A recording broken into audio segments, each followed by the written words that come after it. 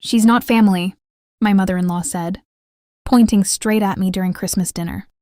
The room went silent.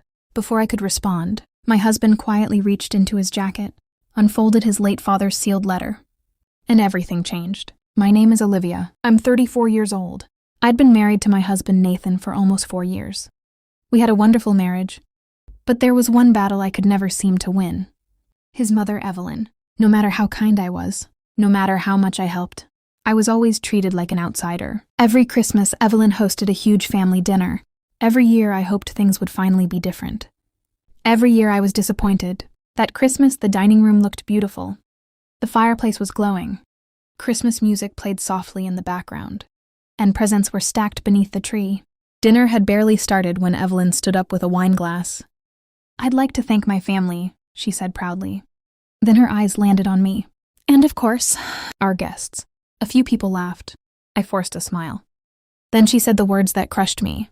"Olivia may have married my son, but she'll never be family." The room fell completely silent.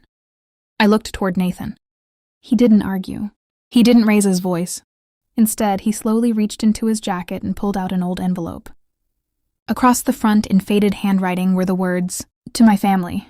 Open this only when you've forgotten what family truly means." His father's handwriting, the letter he'd left before he passed away.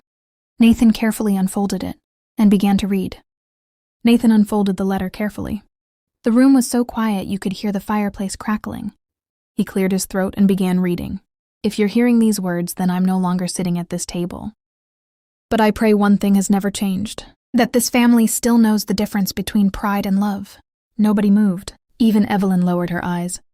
Nathan continued, "A family isn't built by sharing the same last name.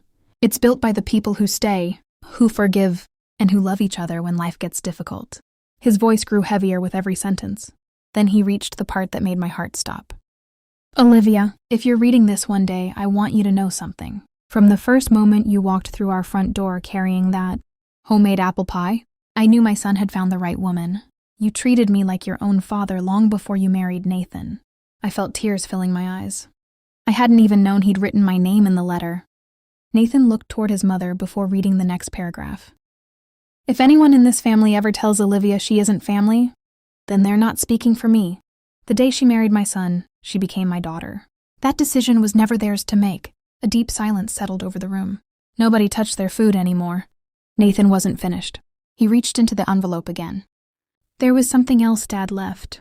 It was a second piece of paper, a handwritten note. Dad asked me not to read this unless someone ever tried to make Olivia feel like she didn't belong. Nathan unfolded it. "I think tonight is that night." Every pair of eyes in the room turned toward him. Even Evelyn looked nervous for the first time all evening. Nathan took a slow breath and started reading. Nathan looked around the table before reading the final note. "Evelyn," he began. His mother's face immediately changed. "If you're hearing this, then I'm afraid. You've forgotten something I spent 40 years trying to teach our family." Nobody spoke. "Love isn't something you earn after years of proving yourself. The moment someone is welcomed into this family with an honest heart, they belong." Nathan paused for a second. Then he read the final lines. "The only person who has the right to decide whether Olivia is family is me. And I made that decision the day I watched her sit beside my hospital bed, holding my hand when everyone else had gone home." I couldn't hold back my tears. I remembered those nights. Nathan's father had been sick for months. I visited almost every evening, never because anyone asked me to, but because I loved him like my own father. Nathan folded the letter. "I've carried this for 3 years, he said quietly. Dad told me to read it only if someone ever questioned whether my wife belonged in this family." Then he looked directly at his mother. "That conversation ends tonight." Evelyn stared at the table for a long moment. Finally, she stood up, walked over to me, and with tears in her eyes said, "I'm sorry, Olivia. I spent years trying to decide who deserved to sit at this table, and I forgot the person who built this family had already made that decision." She hugged me. For the first time since I married Nathan, it felt real. That Christmas dinner wasn't remembered because of the gifts, or the food, or the decorations. It was remembered because one letter reminded everyone that family is built by love, not by permission. If this story touched your heart, I'd love for you to subscribe and share your thoughts below. Have you ever been treated like an outsider by someone who was supposed to be family?